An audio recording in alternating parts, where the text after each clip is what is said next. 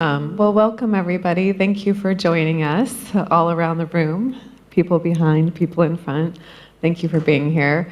My name is Heather Thompson. I am the CEO of the Institute for Transportation and Development Policy, an NGO that does not focus on freight. We focus on people movement, but it's my pleasure to be here today moderating this session where we will be focusing on goods movement and movement of freight. The session title, as I'm sure you all know since you're here, is Bringing the Goods, Efficient and Sustainable Delivery in and Around the City. And I will introduce my esteemed panelists here in just a moment, but just to give you a bit of background on what we'll be talking about today. So as I'm sure you all know, since we are all transportation experts here in the room today, world populations have been expanding in the last years, and most of that has meant that people are moving from rural areas into urban areas. And while that has some benefits in the fact that it's bringing people together, it also has some drawbacks in that means that we are moving more goods from outside of cities into cities, including the challenges that brings for urban areas, as well as rural areas and the suburban areas in between. At the same time, we've had a huge movement towards globalization, with increased volume of goods being exchanged around the world, being traded around the world. And this flow is, of course, critical, but it's also leading to more demand for goods, again, needing to flow into cities to serve people in cities. So adding to the challenge of already having extremely dense cities and the challenge of moving people around in these cities, now we also have more and more goods needing to move around in the cities along with people. So challenges compounding. So this session will focus on accessibility, sustainability, inclusivity, and policy action that we can use to address these challenges and bringing, again, goods into urban areas, suburban areas, and rural areas. And it's great to be here with experts and policymakers and advocates to talk about the solutions ahead of us. So again, it's my honor to moderate the session today, and I want to introduce our panelists. So we have Claudia Adrizola-Style, who is the Global Urban Mobility Acting Director and Global Health and Road Safety Program Director at the World Resources Institute. We have Kevin Klilblad, CEO of Urbit. We have Patrick Mayark, who is the Secretary General of PIARC, the World Road Association, PIARC. And we have Jos Sluismans, who is the director of the International Cargo Bike Festival, and Fjernstein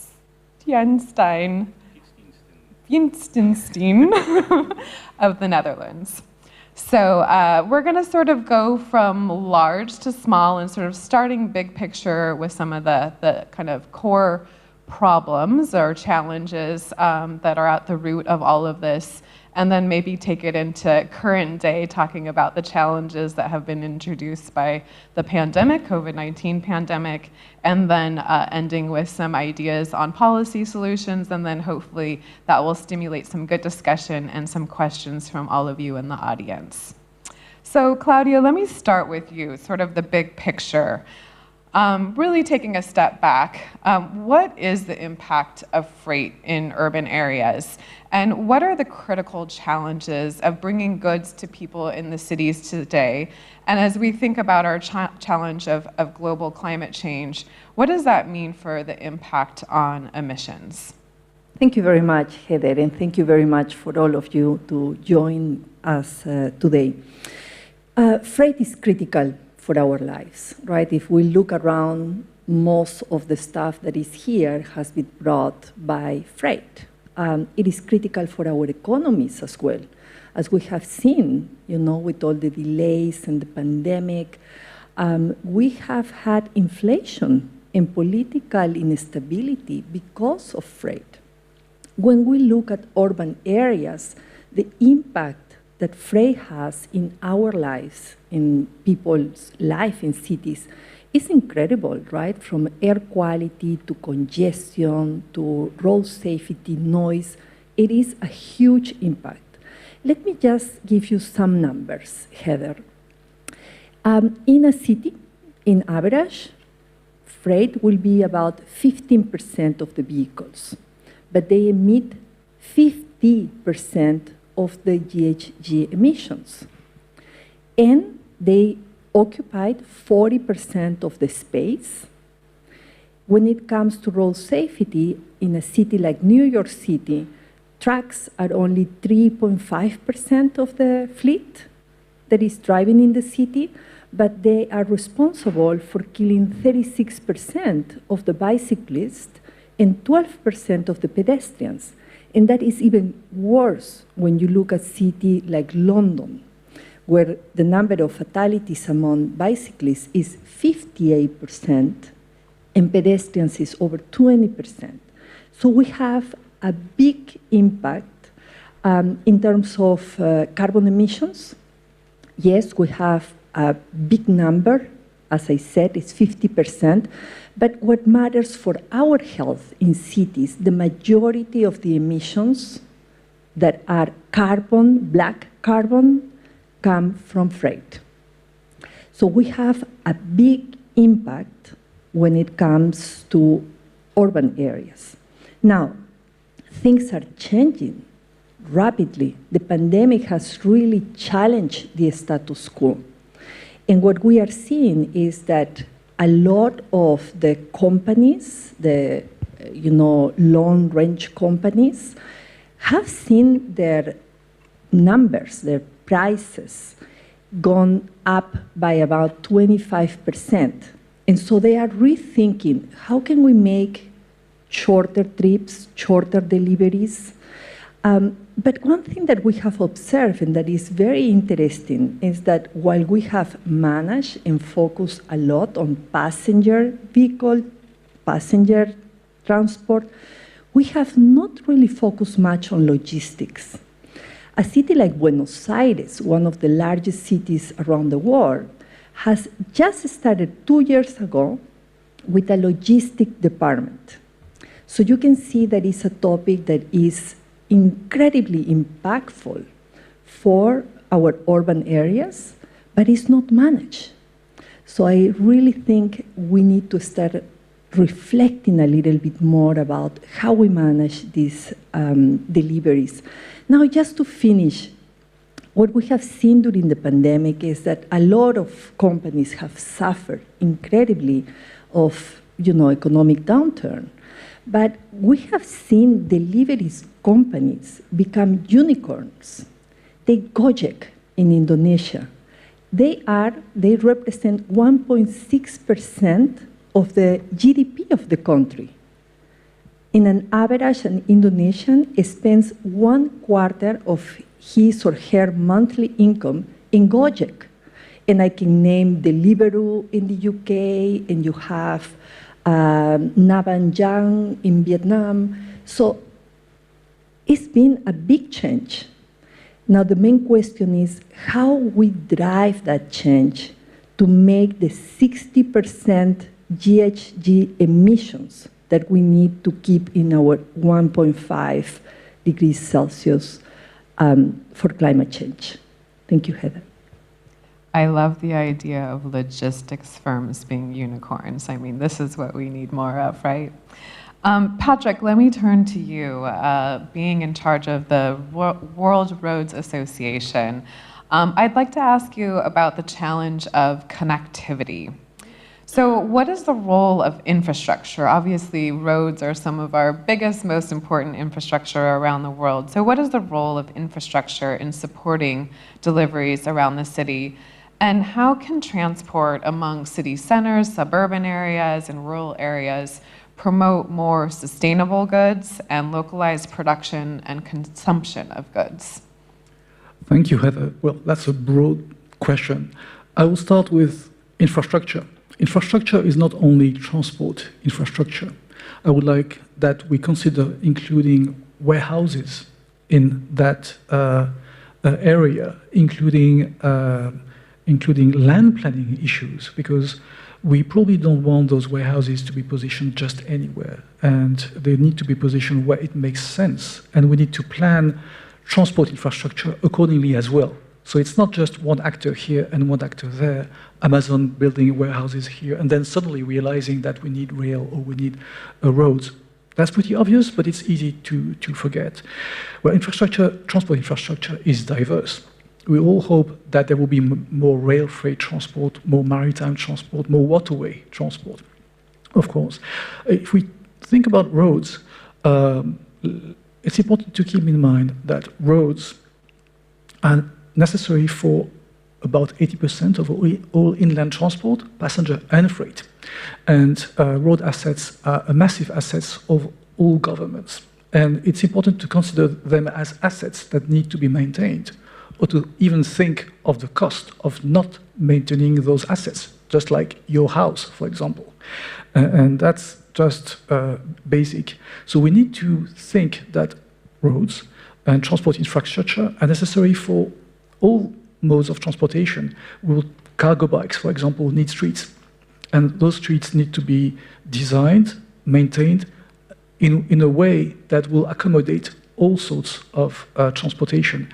In the plenary session just earlier, Secretary Buttigieg mentioned the Complete Streets initiative, which aims at providing all users with access to the streets and the sidewalks, including freight transport, including pedestrians, and giving access to all users, including disabled users.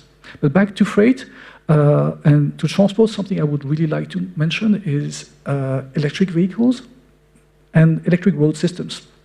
We are now in several countries trialing systems to deliver electricity to trucks directly through the infrastructure.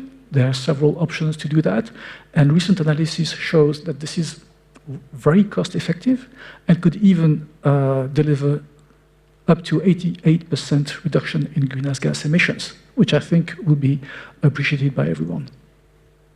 Wow, that's incredible. Maybe a follow-up question on that. You mentioned not only the importance of roads, but also warehouses, and now moving to electrification. Maybe this is all early days as we move to electric mobility. But do you have any thoughts on how roads and warehouses and charging structure comes together for the freight industry? Well, that's a major priority for all transport operators and network operators. There are major initiatives to implement more charging infrastructure to ensure compatibility between these charging infrastructure, which is not always the case now. If you want to cross one country from north to south with an electric vehicle, you may find it difficult to charge it if you don't plan that according to where the chargers are. And this is also something that needs to be planned carefully and with a dialogue with all stakeholders and all investors. Excellent. I'm sure there's some policy needs there that maybe we'll come to in a minute. But let me turn to both Joost and Kevin with the same question. Thinking about the role that you play more looking at cargo bikes and the role of cargo bikes, I want to ask both of you, maybe Joost, I'll start with you first. How can different modes of transport for deliveries help increase access and safety? As Claudia mentioned, safety is such a huge thing. How can it increase access and safety while optimizing the use of urban space and reducing congestion in our cities? Well, when you mentioned safety, I think that's, oh, sorry, no, I didn't think of that, I'm sorry. When you mentioned the safety, that's one of the things that's, well, cycling in general, and cargo bikes are part of cycling, of course, help a lot, because road safety has a lot to do with speed and weight of the vehicles. Well, by itself, the cargo bike is already a very low speed. Most cargo bikes, 20 kilometers an hour or 25 maybe. And also it's very light in weight. So the chances of collision is very low. And when there is a collision, it's not very impactful. So that's the reason why also cargo bikes can be very interesting, and it's the whole livability of the city that plays a role in that. And maybe go to the amount of goods that can be transported by cargo bikes. There has been EU research by Psychologistics that says that 50% of the goods that are transported in our cities can be transported by cargo bike. So that's quite a high percentage. This is general goods, so also by private people and by companies.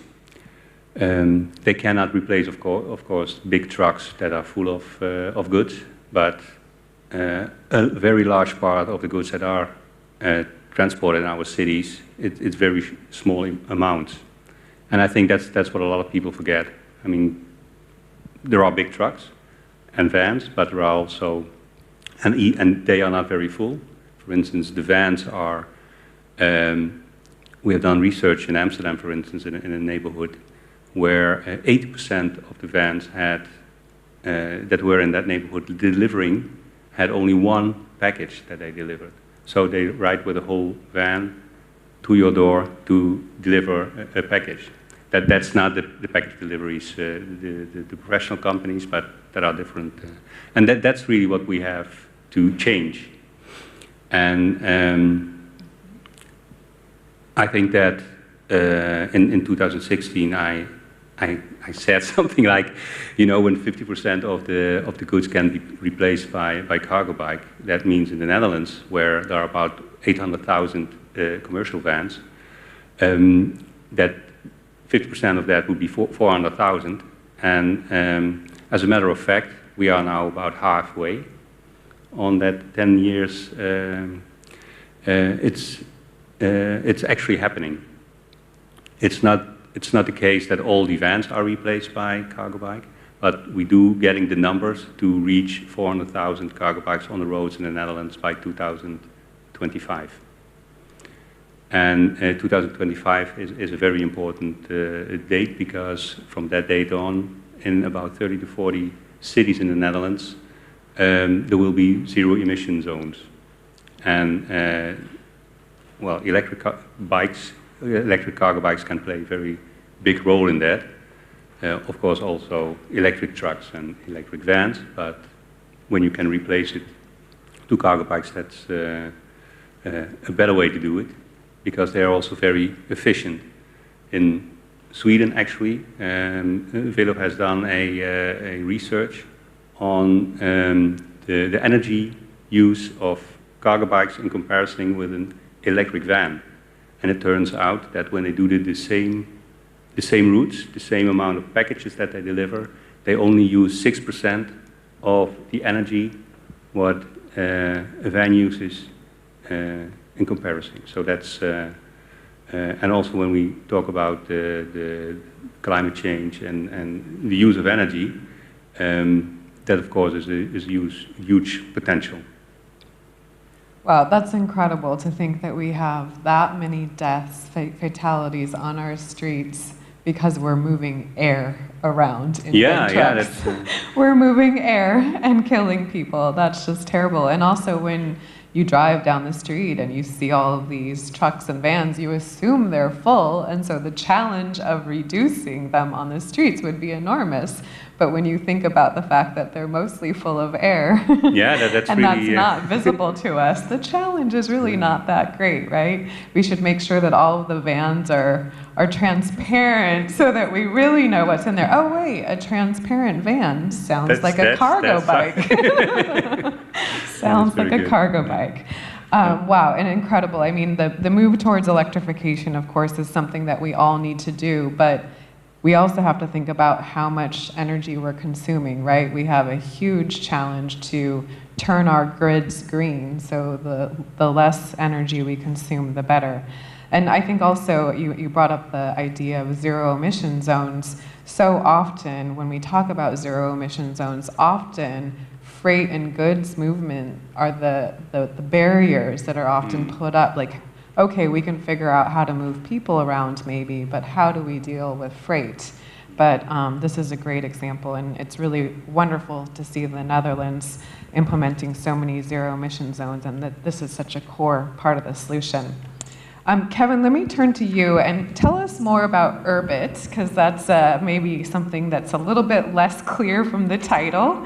So tell us a little bit more about that, and again, this question of how can that be part of the solution of moving goods in cities? So thank you, Heather. I'm extremely honored and proud to be here and to be able to talk about Urbit and potentially is the solution here. Urbit, it's a last mile delivery, sustainable last mile delivery company that is operating in UK, France, and Spain.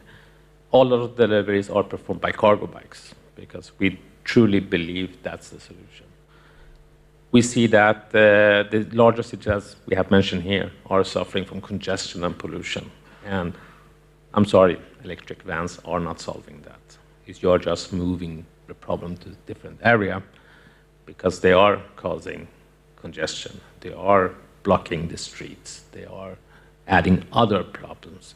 So looking at that problem, we chose to create a company where we, first of all, put purpose alongside profit because we truly believe you can drive a business where you can do good and be successful. That was the most important thing when we started the company.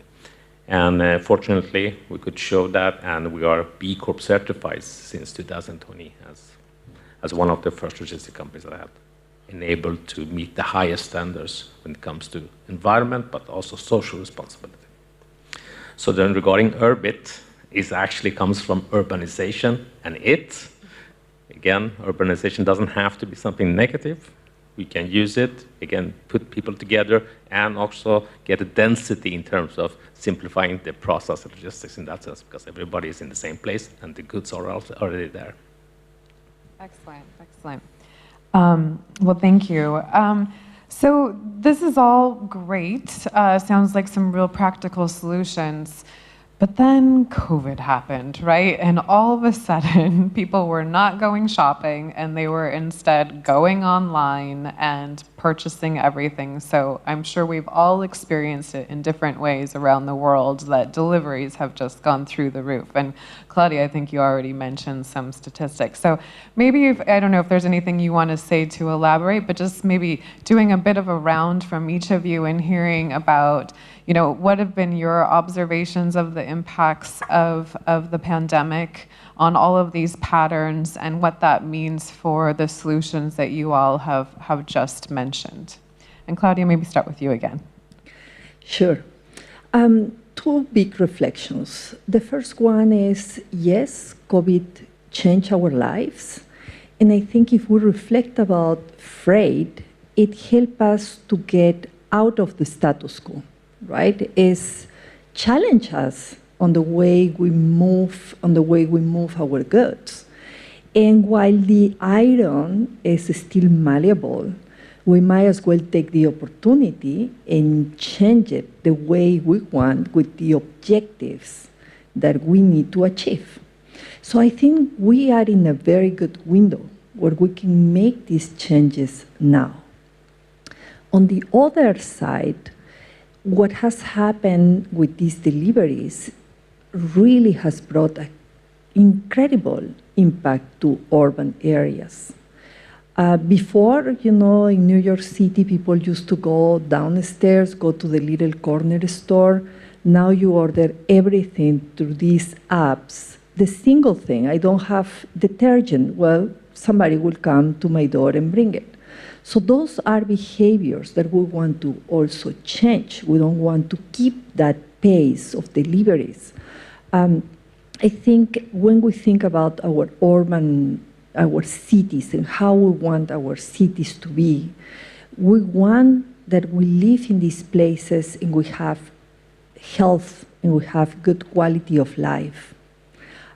So planning for that quality of life, for what we want, is critical. Motorcycles, making all these deliverables is a severe issue, not only for the motorcyclists that are so unprotected and they are disproportionately killed in the roads. Why? Because the incentives are really not thought through, right? We just want these goods to reach in 30 minutes. It doesn't matter if it is raining, if it is snowing, if it is congested. We are putting the lives of these mostly young males on the stake. So we need, as we move forward into thinking what we want from freight, we have to really put clear objectives of what we want and what we don't want.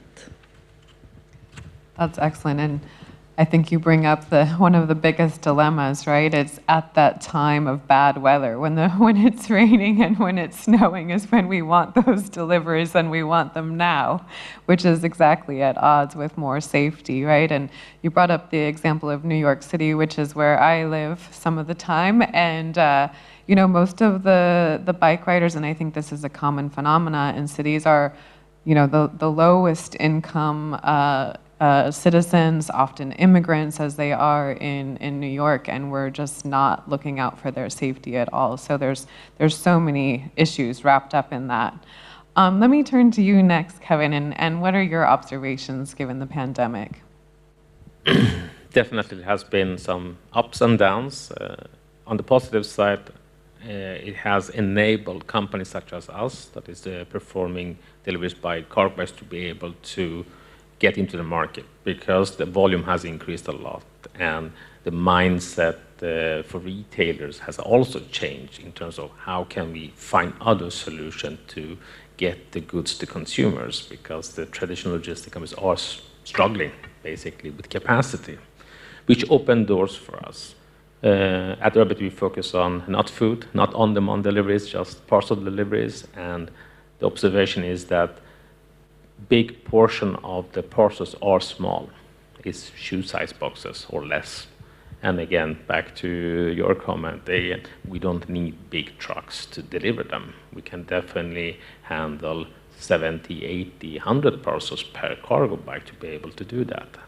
So that has been, for us, positive in terms of growth, but also to be able to prove the efficiency of cargo bikes, where we see up to 60% faster, because the cargo bikes don't get stuck in red light and congestion. And there is, and happily, some of the cities out there are building the bike lanes network, which also helps us in terms of accessing areas which traditional logistics are struggling with to do that. So that has been on the positive. On the negative side, yes, the on-demand segment, food deliveries, has been just exploding, which has the side effects of more or less, we can call it modern slavery in terms of the pay, work environment, safety, and all that, which in some extent puts some shadow on us, because we are still seen as the same segment, even though we are not working with the same type of logistic. But again, that creates some kind of skepticism from the retailers. But again, it has been very positive for us in terms of just being able to prove ourselves in terms of efficiency, but also in terms of that this actually works. That's amazing. It's great that you've had that opportunity. I want to follow up with another question. This idea that you brought up of comparing it to slavery is quite a powerful one. We'll get to policy in a minute, but maybe before we get there, you mentioned kind of the role of the retailers. I mean, who's responsible here? And who do we kind of put the pressure on to take action here? Is it, of course, we're all consumers and we should be making better choices, but trying to get every individual to make the right choice is hard. So is part of the answer putting more onus on the retailers, making them more responsible? Simple answer, yes, definitely. By providing free shipping, by providing free returns, it creates an unsustainable behavior, obviously. You don't, as a consumer, you don't understand that there is no free lunch. Somebody needs to do this at the end of the day. So definitely that creates a problem along the line, and the pressure is put down to the logistics, where the margins are low, when then unethical behavior that starts emerging from that is cutting corners in terms of safety, wage, and definitely environment regarding we need to get those deliveries out, otherwise there is no sustainable business going on. So the free delivery, free returns definitely fuels this problem, and this is where the retailers need to take their responsibilities in terms of communicating clearly, but also stop free lunches. There is no free lunches, to be honest. Yeah, that's amazing. It's like we think of the tragedy of the commons being the environment and whatnot, but this is also a tragedy of the commons, right? This peer pressure to cut corners is a negative loop there. Patrick, let me turn to you and for your insights on what has changed with the pandemic. Well, thank you.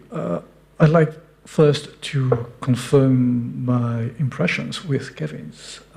We live in a society where it seems normal to order groceries and expect them to be delivered to your doors in 15 minutes, while at the other end of the world, somewhere in Nepal, a little girl cannot go to school because there's no road or the road is not maintained. And we feel, well, that's normal, more or less.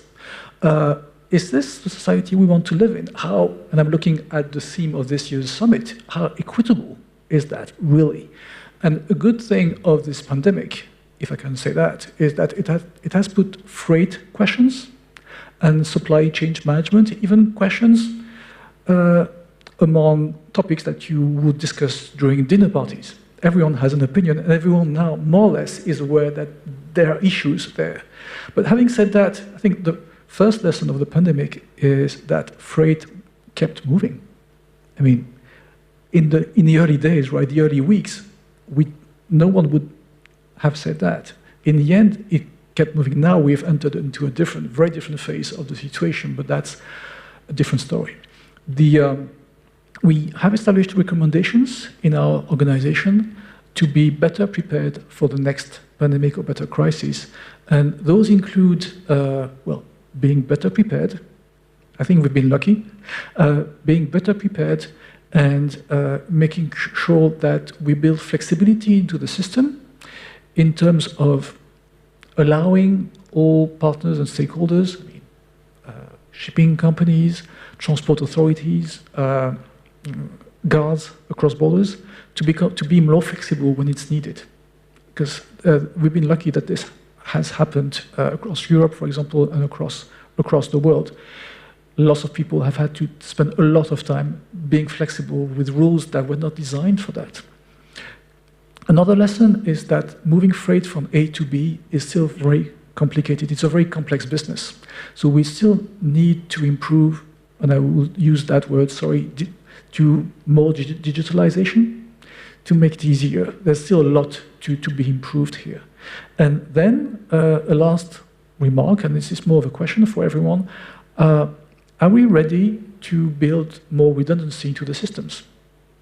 Are we ready, supposing we want to order, I don't know, pasta, and that pasta factories are not within the fabled 15-minute circle around you?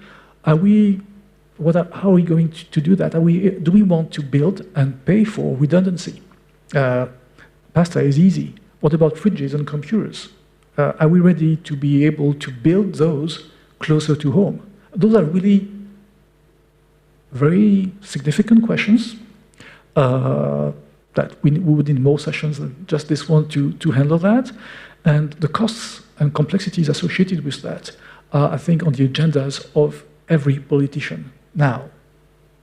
Wow, I'm going to ask you to unpack it. We have some time, so I'm going to ask you to unpack a few of those things, because you just gave us 3 giant things to think about. So be better prepared, focus on digitalization and redundancy. So Maybe can you tell us a little bit more about that? Like, I'm thinking about better prepared. I mean, I almost think that we should have had our systems stand still for a little longer so that people could feel the pain and appreciate it a little bit more when they do expect those goods to be right there, right then, right? And so we would all maybe understand that there's some serious value there and that value should be paid for.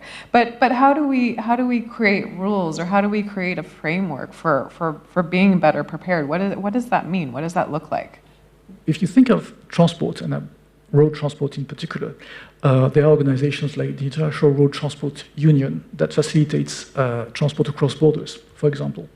And you wouldn't believe the number of regulations that are in place to ensure traceability and of many different factors. But let me make a comparison. When you have a crisis and when you have huge traffic jams, with or without a pandemic, all the actors have been able for at least 30, 40 years now to design and then implement, when necessary, emergency plans for these, involving police forces, road operators, and all sorts of partners, information managers, for example, radio operators. And we didn't have the same thing ready to move goods internationally or even nationally during a pandemic. There are many regulations that make that difficult. And closer to home, here in Europe, Brexit, as an example, a very different topic, but shows that those regulations are very real and very complicated. So all these need to be identified, discussed, tackled, and then there needs to be option to move to pandemic mode or crisis mode when needed. It brings to mind one of the things that I think has made the headlines the most in terms of the standstill of goods movement and globalization, which brings us back to transportation, is microchips, right? And how all of our vehicles now depend on these microchips, and there's not enough trade of microchips going on, and so now everybody's thinking about how they can localize the production of microchips so they're not dependent on these massive trade issues. Well, thank you. Can you talked there a bit about redundancy as well, but maybe you didn't quite touch upon digitalization. Can you say a little bit more about how digitalization plays in that? Well, freight and digitalization, that's another session. just a few minutes. There's a package has a chip attached, or a QR code at least, and that information needs to be readable across many different systems, from the factory to the first haulier, the freight, the cargo bikes. All these need to be compatible. And you think it's all digital, should be easy. Well, not really. And there are so many systems, some of them proprietary, others not really, but compatibility is always complex. Just like regular computers. Yeah, that's interesting. That's interesting. Let me turn to you, Jos, and have you share with us a little bit about your observations on the changes that the pandemic brought. Do we have just as many vehicles running around with air? Maybe we have more. Maybe we have less. Well, in numbers, I cannot answer that question. But of course, the pandemic has had a huge impact on the last mile delivery and on the bike messengers and on the cargo bike companies. And I think what is very important to see is the difference between, you talked about the on-demand delivery and the slavery, what comes from that. But there is the traditional bike messengers companies, they work from another view. When they started like 20 years ago, their ideal was really to make a better city and less pollution. And the social aspects is very important. And that's also what you saw during the pandemic. That a lot of bike messengers companies in the Netherlands, they simply helped people to get the goods, not only on a commercial basis, but simply to get goods to the people and to get medicine to the people that could not go out to get it themselves. And there have been quite some initiatives where municipalities and bike messenger companies and other organizations work together to get, to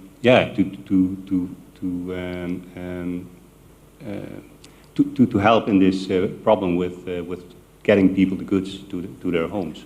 So it's, and that's a different kind of approach than what the on-demand companies do. They simply want to have as many goods as cheap as possible to bring around. But so there is an ideological difference in why you bring things by cargo bike or not. Am I clear? I think so. I want to follow up with a question. As you're describing that, I'm thinking again about this word of slavery, but really these are the saints, right? They're not well, slaves. You know, they're the saints. I don't want to say that, but it's a different way of why you do what you do. And then, for instance, also you talked about or you talked about the weather and what you do, but you know, for a real bike messenger, the weather is not an issue. I mean, there is no such thing as bad weather. There is bad clothes, but not bad weather. And you go out. You know, when I was a bike messenger, I even, you know, when it's 3 weeks and it has been raining, it's not good. I mean, you have to get wet once in a while. So that's not a problem. You bring on the rain, huh? But I really, they should be thought of as saints, right? I mean, here it is that we're depending on them so much, especially, you know, delivery of medical goods. I mean, that's just such a vivid picture during the pandemic, and we should be treating them like saints. We should be valuing that service as and such. There are really nice examples of, I know a guy in Kampala, for instance, and he wasn't even a bike messenger or anything, but he saw that people could not get the medicine, and he jumped on his bike and just had, you know, making his rounds around. And for instance, now we have in Kiev, there is a cargo cult messengers, and they are now, because there is so much destroyed in the streets, in the cities in Ukraine, that, you know, large parts of cars cannot get around, but they are going around with the cargo bikes, and they had a crowdfunding to have, you know, more cargo bikes so they could do the weather, and well, we helped them with that, and you still can. So if you think you want to help the cargo bike cult in Kiev, that's a possibility still. That's excellent. Maybe is there a website or something that we can go to? Yeah, it's simply Cargo Cult. Cargo Cult, all right. So anybody that's looking to support our friends in Kyiv, there you go, Cargo Cult. Well, that's amazing. So, you know, we're talking about a lot of change at potentially the consumer level, the retail level, the, you know, giant logistics level. All of that takes behavior change, but we know that often behavior change doesn't come from our hearts, right? As much as we would like that to be. Usually, again, there's that tragedy of commons that comes in. So I'm guessing this all requires a little bit of policy. So maybe we can shift to talking about what policies do we need to enact to make sure that the right incentives are there, the right rules are in place, so that it isn't just this downward spiral of competition, and that we are really valuing and putting in place the systems that we need to make sure we have truly sustainable delivery freight in our cities. And maybe, Claudia, again, I'll start with you. Very good. Thank you. Thank you, Heather. Look, this is about being fair and having really clear objectives, right? So transition is a big word that we need to start seeing how it looks in different contexts. I think the examples that Kevin or Jos are giving are showing that, you know, things are happening. In the Netherlands, they have these zero emission zones, which is a very good way to start, right? You decide part of a city is going to have zero emissions. In some places, we have examples in China where we are working with low emission zones, but you start creating these clear rule that we are going to be looking at emissions here, and the vehicles that will enter will have to be very good, very efficient vehicles. That starts already moving the market. You have a small determined area, and you can start increasing. Once again, an example that I'm familiar with is in the Netherlands, where they have put 2025 for vans and for electric bikes to be electric so that they can go into these zones. And that creates really an incentive. It creates also a very clear path forward that companies can take into account. A couple of other things that cities can do. We see that biking, particularly during the pandemic, has picked up quite a bit. And that's one of the few silver linings of the pandemic. So we really need to focus on increasing these networks and to make them and prepare them so that they can accommodate freight as well. We're going to be asking, again, cyclists to take the risk to go on the roads that are still very dangerous in many places. We are trying to accommodate cyclists in whatever is leftover space, but not giving them the space that is the safest in the city. So I think that's a second very important point that we need to focus. How do we build and provide safe infrastructure for the cyclists? We need to start working more with companies, with freight companies, and understanding their point of view as well. They've been in the market, they've been working, that's their business, and they've been relying on fossil fuels. That's what they know. And we are asking them to change to something that is unknown, that requires a financial, betting for them. So how can governments take a little bit of that risk? Because there is a lot that will be given to the society, right?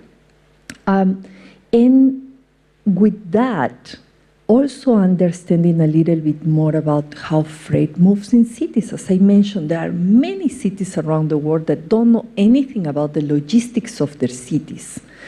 Data becomes a very, very important instrument, and is only going to work if there is trust between the companies and the governments to be able to use that data, to protect that data, and to start making all those decisions.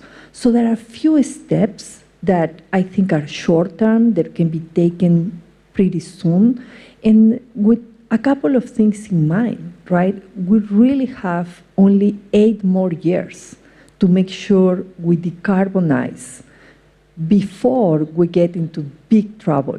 If we thought that COVID-19 was awful, wait to see the impact of climate change, and that will really be terrible for us. So change can be done. We just have to plan for it and know exactly what we want. Climate change is one priority, but a second one is our health. The air that we are breathing. Not more than 3 or 4 weeks ago, WHO said 98% of all human beings are breathing air that is not of an acceptable quality. And we know that in urban areas, that is coming from freight mostly. So that's a second consideration. If we want to make our cities more sustainable and we want to keep people walking to take the metro, the bus, or cycle, we have to reduce freight. That is also financially more interesting for freight companies. 50% of the cost of moving an item is spent by these freight companies within the urban area in what we call the last mile. So it's not in their interest also. It's just something that they assume, well, is what we have to do, what you were saying, transporting air, but it has a great impact in the cities. I want to ask a follow-up question to that. You talked about the importance of data and logistics, and earlier you mentioned, I thought it was really interesting, that Buenos Aires has invested in logistics. Can you tell us a little bit more about that? Are they looking at data, or what is involved in that, and how can a city create a platform that helps? That's a very good question. I can only answer a little bit because it was a conversation I had with Manuela Lopez 2 weeks ago. She's the new Secretary of Transportation for Buenos Aires, and she was mentioning, the terrible problem that they have with freight and bicyclists, which is not new. We know it from London, we know it from New York. So she was reflecting on how having this logistics department has helped her to have a little bit more information and more data that she didn't have before. And with that data, she starts focusing on putting cargo bikes in the city because she knows, there are parcels that are very small. They are only a size of a box, a shoebox, right? So I don't need these big trucks to come to my city to take the curve. I can shift that, and I can start trying with cargo bikes and getting data. But that can only happen when you have a department with few people that are already understanding and trying to make sense of what is going on in the city. Excellent.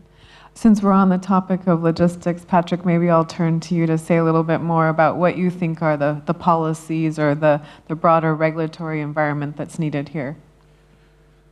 Thank you. I would like, that might come as a surprise, to encourage modal shift when possible.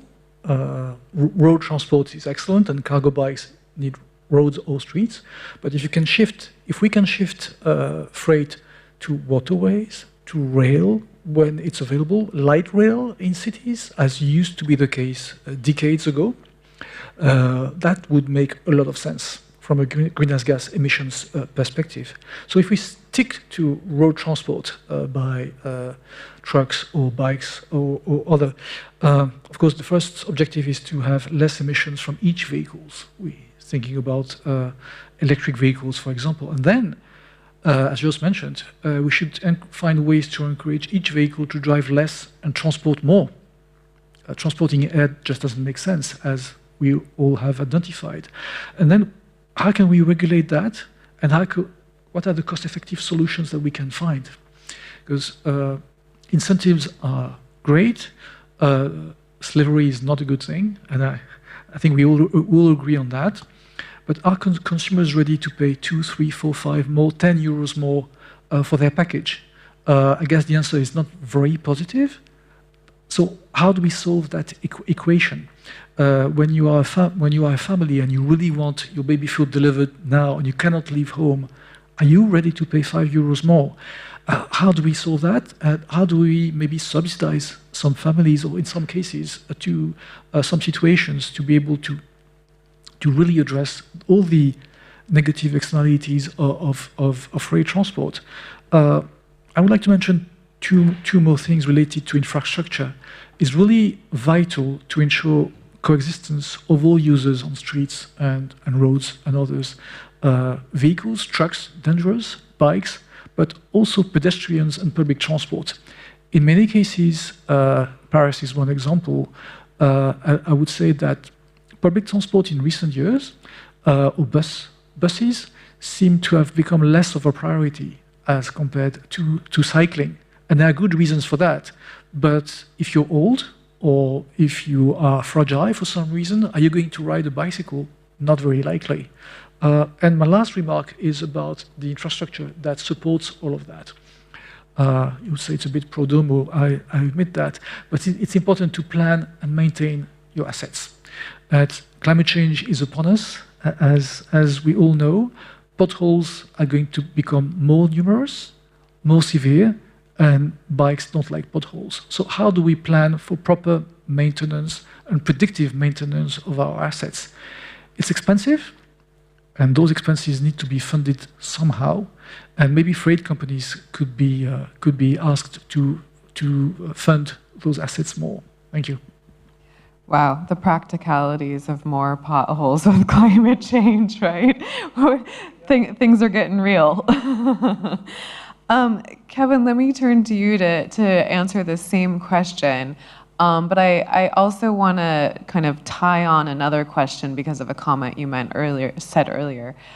Because several of us have pointed to electrification, but you said earlier, electrification isn't going to solve the problem. So I'm just curious to hear again about the ideas of regulation and policy, but how we can make sure that we're not just electrifying, that we're also moving to smaller vehicles and traveling less, which is the bigger solution that we need. So first of all, I would say that I'm all for electrification. So that wasn't my intent in that sense, because we are running on electric cargo bikes. That is extremely important for us. But we have to also be honest with ourselves that e-commerce, number of parcels are growing exponentially. COVID fueled that. So all the late adopters have tasted the convenience of e-commerce, which means that they are probably not going to stop using that, as you mentioned. When you have tasted the convenience, you will stick to it, which means that there will be more parcels.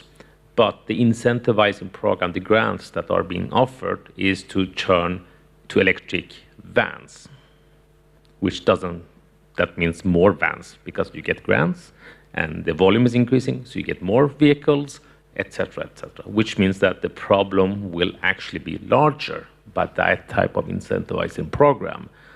When you incentivize to purchase more vans, add more vans on the street, you will congestion.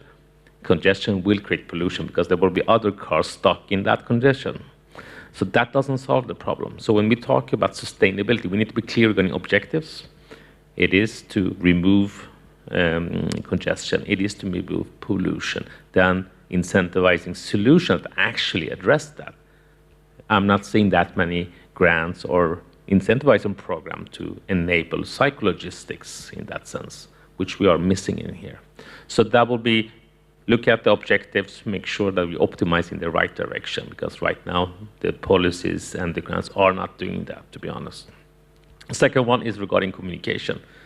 Yes, we need to have free deliveries in that sense, but we need to be clear regarding what that means. Either we have policies in place that you cannot offer free deliveries. There is a cost. Consumer needs to understand that cost for free deliveries and free returns, and use that money to actually make sure that logistics are the heroes out there actually gets fair wages and also fair working conditions. Because when the income is low, they have to work harder, faster, do more deliveries per hour, which creates accidents. Because if you're pushed to do 15, 20 deliveries per hour, you just can imagine, you will probably go faster. You will probably cut corners. And that will happen. Accident will happen. So we need to make sure from in communication or policies put stop to the free deliveries, free returns, because obviously they will not themselves stop that, because they are in a bad spiral in terms of competition. So that needs to happen. The second and the third thing, it would be that today we have a behavior for me as a consumer. I can order things, and I will from three different e-commerce, and the chance is there will be 3 different cars outside at the same time, at the same day, with air in it. Doesn't make sense at all. But we need to create incentivizing program for collaboration between the different logistic providers, so they can share the volume to be able to leverage the density of that, to get profitability out of this, because the current model, doesn't work. And that is extremely important, because with density we get profitability, and then we get sustainable business, which we are not getting there. The strange thing is that that's happening today in other business segments. E-mobility, e-kick bikes, cities are putting a limit in how many providers will have that, because it just gets too messy. But that can happen with logistics. If you have 10 different providers going to the same street, why? Why don't we set regulation that you have a license, we limit the numbers, we share the volumes, whatever it is. We are doing that in e-mobility, but we are not looking at logistics, which is the bigger problem. Interesting. Yeah, as you said that, to encourage collaboration, my question was going to be, how do we do that? How do we do that when these companies are competing against one another? But maybe if you could even say a little bit more on that. So the idea is that we would essentially limit the licensing of that last mile local freight or delivery provider, and that until you get to that last mile or last couple of miles, that could be different companies, and then there's a requirement or an incentive to collaborate, or how would that work? Requirement, incentivizing programs, making sure that they are sustainable for real. In that sense, fair wages, that means zero emission, that means all of those things. It's not just zero emission in that sense. Creating that and say, if you are not upholding those criteria, sorry, you don't have the license, which means that volume will go to somebody else that has that license. That could be one way to do. But at the end of the day, it is not sustainable to have 3 different trucks with air outside your door at the same time. It doesn't make sense. There is something broken there. Did you want to react? I had just an idea that was crossing my mind. We could make a comparison with mobile phone companies. Air is available. And so everyone could start up their own mobile phone company and start broadcasting whatever, and it would be a complete mess. Maybe it's a similar situation with streets. Everyone can buy a van and drive on the streets. It's free. We're free to move around, and this is a very valued freedom in many countries. You just mentioned licensing, and it would completely make sense, indeed. There seems to be a paradigm shift here. And as a citizen, I would say, personally, it seems to make a lot of sense. As a society, how do we go from here to there? Because people usually don't like to see their freedoms curtailed. So there needs to be an extensive dialogue system there. Yeah, wow. That seems like a challenge, but something that we've seen in other sectors, right? So maybe if the chaos becomes chaos enough, there'll be an incentive. When we don't have freedom to move in our streets, maybe we'll consider some of those other freedoms. Let me turn to you last. We've talked a lot about, I just love the idea of free is not free, right? And making sure that wages are fair and there's no such thing as free. Can you say a little bit more, maybe in reacting on that, but just generally the policy or regulatory framework that would be helpful here?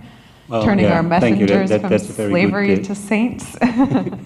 well, actually, I was also thinking on it has to do with these wages as well. You could think of logistics also like on public transport, that you would go to a system of some kind of public logistics, so that the municipalities would provide some part of the logistics process for all the parties that are, for instance, willing to work together. So that's what is very important now in city logistics is the hubs. The logistics hubs at the city, around the city center, or maybe in the city center, and they leave it now a lot to the companies to build up these city hubs, but actually they are not. That's not commercially. That's not very interesting. So it could be very interesting on a policy to have the municipality to provide a logistics hub. And that the companies that are willing to cooperate and make it very efficient to do the distribution of the goods, to provide this service to them. And then you can also take into account the proper wages and things like that. So when you have I'm wondering what you think about this idea, like some kind of public logistics, if that could be possible.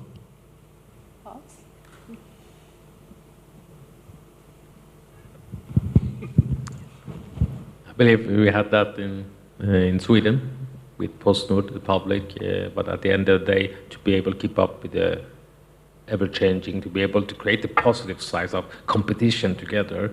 So we have to remove that in Sweden to make sure that it's an open market. But again, there is a balance between having open market, healthy competition, when and then it easily can go over to be toxic conversation, which we've seen in e-commerce free deliveries, we've seen with food deliveries, etc. So there is a thin balance, but there is some kind of regulations and processes around that to make sure that we keep it in the right level. So I'm not confident going to the right. Again, I'm CEO of a stock market company, so definitely not. I'm open for free market, but again, it has to be right up. It doesn't become toxic in that sense. The idea also brought something to mind that's maybe a little bit smaller scale, and Claudia, I think you referenced this earlier, but again, a model from New York City, which is, swarming in congestion from trucks. They've been, and it's, some of you mentioned it already, really thinking about curbside management in cities, right? And I know that the city has dedicated space now for deliveries, freight deliveries, but it's all for these, not hubs as in a building, it's just on the street. You see these big trucks pull in the morning and all the goods get unloaded, and then all the bikes come, and those bikes get free parking wherever they want, whereas they're increasing the prices for the trucks, which often are double parked, and they just pay the fines because the fines aren't big enough to matter for them, but they're increasing the fines while making the parking and the availability of space cheaper and more abundant. So that's sort of a similar idea, but not quite at that logistics hub level, but public provision of goods and sort of still a mini logistics hub maybe. I really want to add to that specific example, which has forced the logistic companies to have two people in the truck. One so-called getaway driver, which means that when the delivery is happening, the other one will circle around. Not good for congestion, not good for pollution, to be able to handle that. But if you also think about it, because fair wages, if it was difficult to pay one person to perform the deliveries, now you have two person in that truck that you need to pay. So which means it just becomes more and more and more craziness in the whole thing. Yeah, a getaway driver, I love that. Or maybe I should say, don't love that. Did you want to add? Just a minor remark. I mean, just like everyone during the pandemic, I was really happy that goods were being delivered to my supermarket and to my door. I mean, I found that completely amazing. I mean, it was, what a relief. But then, 2 years later, and with other disasters happening in Europe and elsewhere, we need to take stock and take the time to think about these models. What are the expenses? What are the costs associated with that? As you just highlighted, we've encouraged. You may not like that. We've encouraged cycling in cities and cargo bikes. As a pedestrian, I'm sometimes pretty scared with bikes because they sometimes behave rather erratically as well. And they are bikes, not trucks, so they are saving the world basically. And I might just die because they are saving the world. So, is it possible that transport authorities take stock, take a deep breath and say, okay, how are we going to handle that? What are the services we really want to provide to our citizens? And how do we dialogue with all partners, freight companies, distributors, supermarkets, maybe? I don't know if there are good examples across the world of where this is happening in a way that is satisfactory, but now would be a good time to do just that. Well, and I think the example was brought up before, or the need, and I think there are examples of the need for better designed street space, right? The space for freight deliveries, more efficient freight deliveries, should not be taking space away from pedestrians. We should have more space for these, and we should be taking the space away from the private vehicles and the vans carrying air.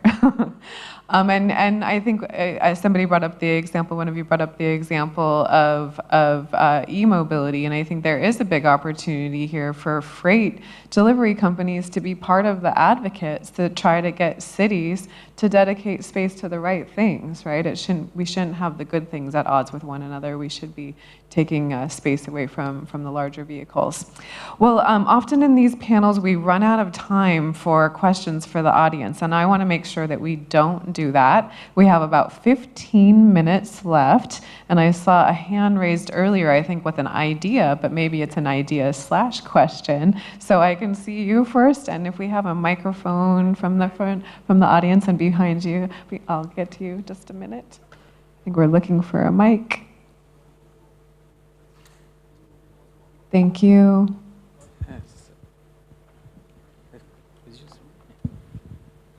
Thank you very much. Sorry.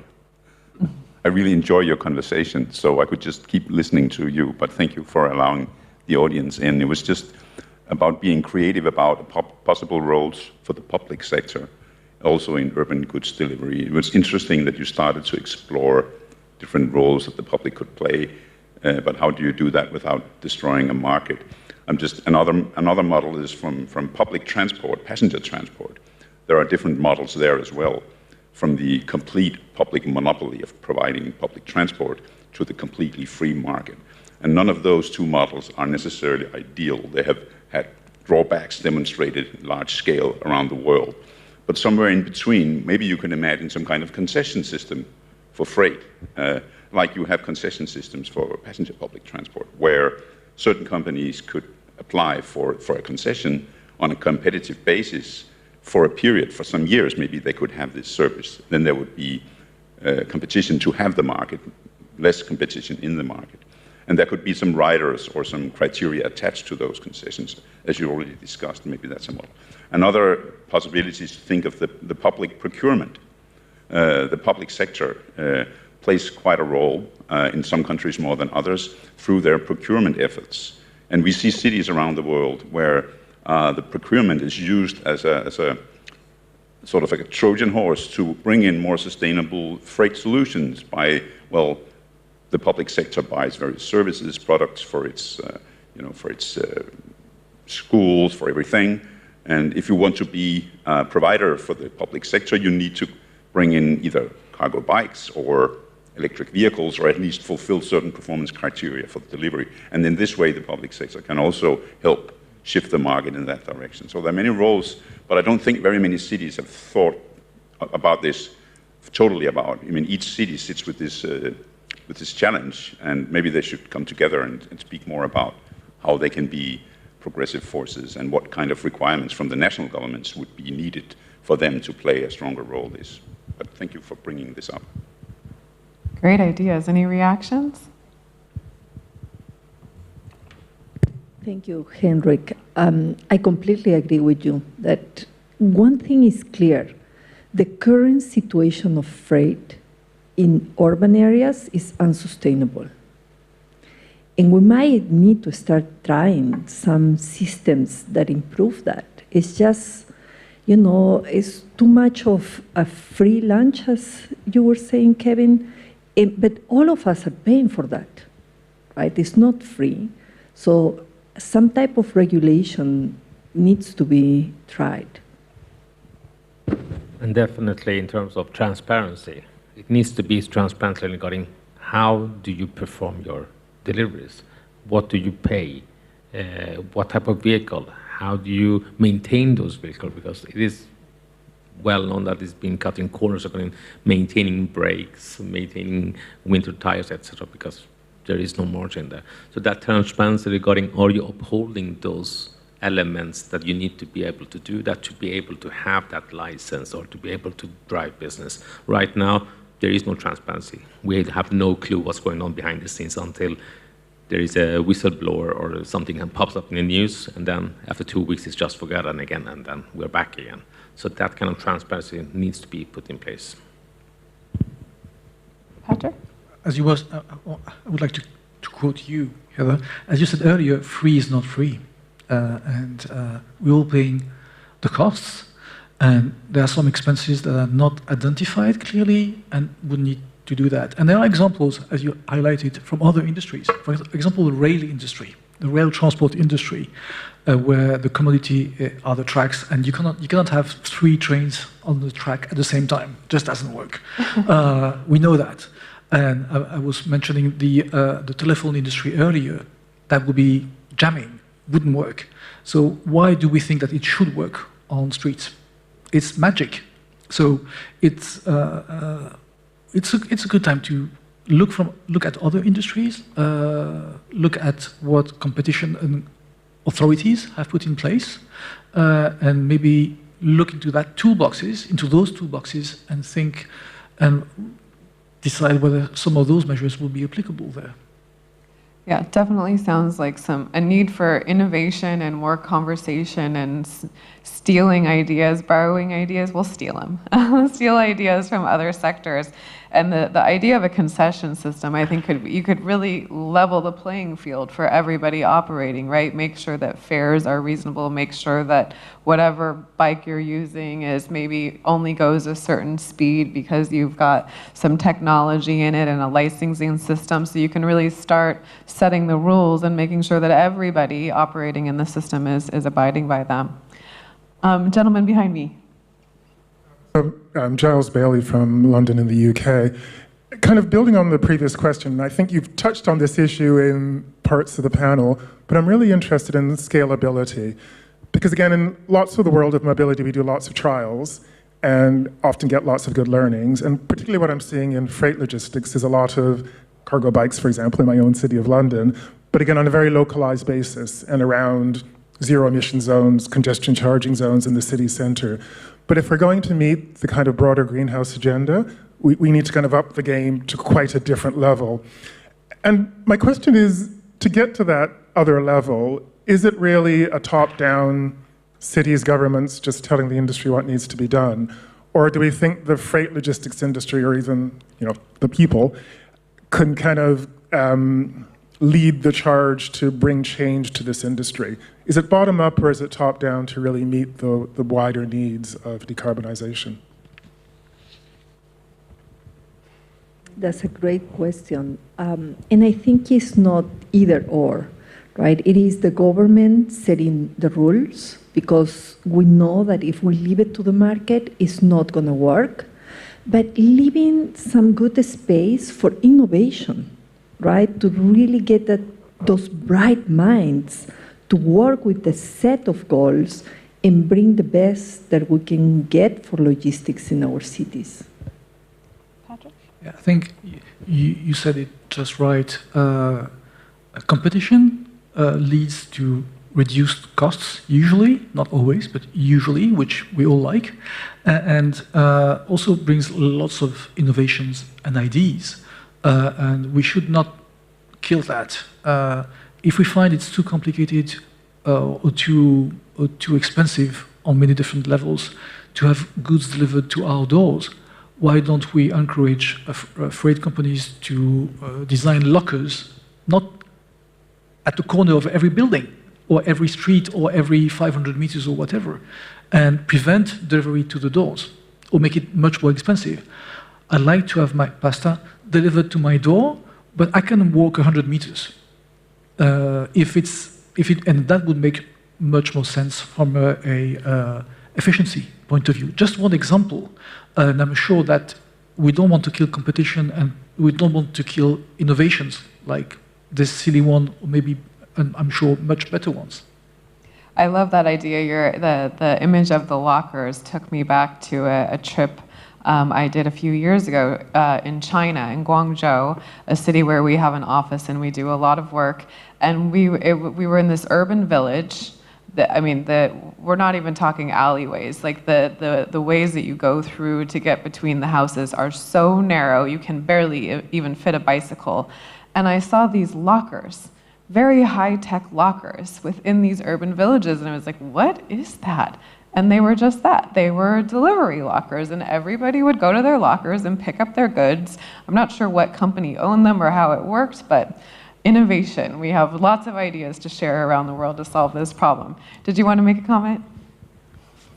Again, I think I agree with you regarding we cannot have a free market and just play around, and then we cannot top-down tell people what to do. That's not the way. Again, looking at sports, there is competition, there is a lot of fighting happening, but there is rules and regulation, and that adjusts depending on which kind of corner you start to cut. But again, there needs to be there. Lockers definitely an element to solve some of the problems, but again, there needs to be delivery to the lockers also, and there is returns for lockers, and so there is that has to also happen in there. But there is also in terms of sharing data when it comes to the home delivery. A lot of retailers don't share end consumer data to be able to support the actual delivery, which means that failed delivery will happen. People are not at home. You couldn't have any communication making sure that delivery is successful. And what happens when there is a failed delivery? You do a second attempt, sometimes third attempt, sometimes fourth attempt, because you don't have the communication there, which means that more trucks coming on again and try to do same delivery with same parcel, but they need to. So the data also, in terms of being able, back to my previous comment regarding collaboration, is extremely hard to solve this problem. With cargo bikes, just one company, it needs to be collaboration in that sense. Sharing data, collaborating with other logistic companies to be able to share volume with each other, et cetera, et cetera. And that comes back to the digitalization point that you made earlier. Well, we are about out of time. I think we maybe have time for one last burning question, if there is one. Oh, behind here.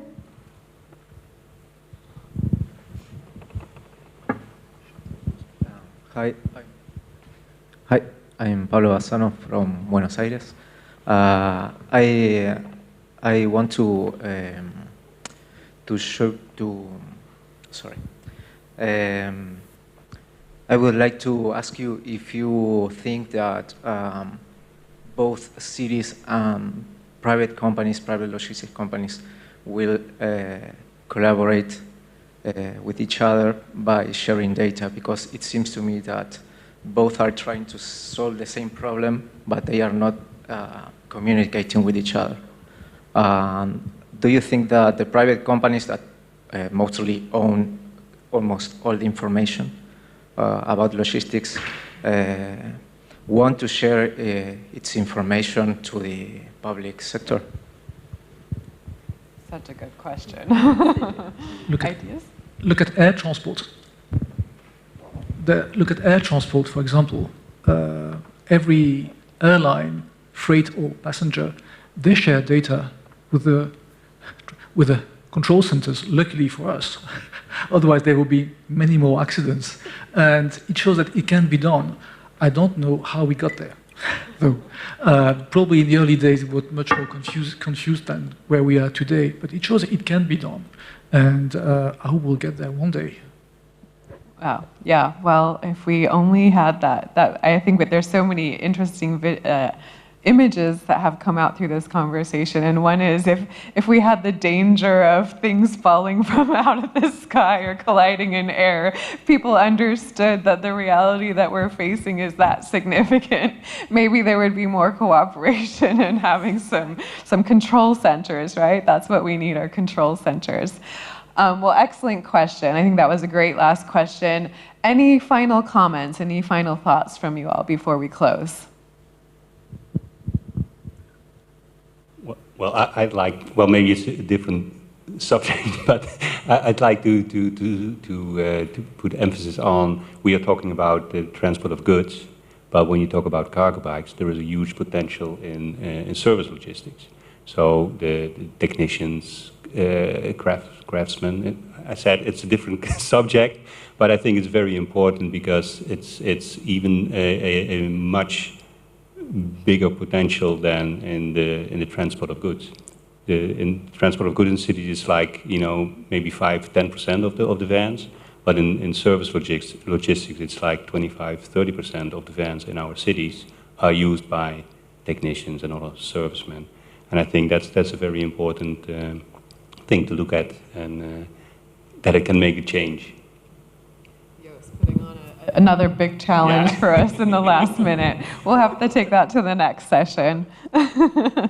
Well, thank you all for being here. This was a really stimulating conversation. Clearly, a lot of ideas already on the table, more innovation to be had, and now's the time, right? The problem is only getting more and more challenging, but also there's some great solutions here. So thank you all for being with us, and of course, the experts will be here. You can come and ask your questions if you haven't gotten your answers yet. Thank you so much, and thank you all to the experts here. Thank you.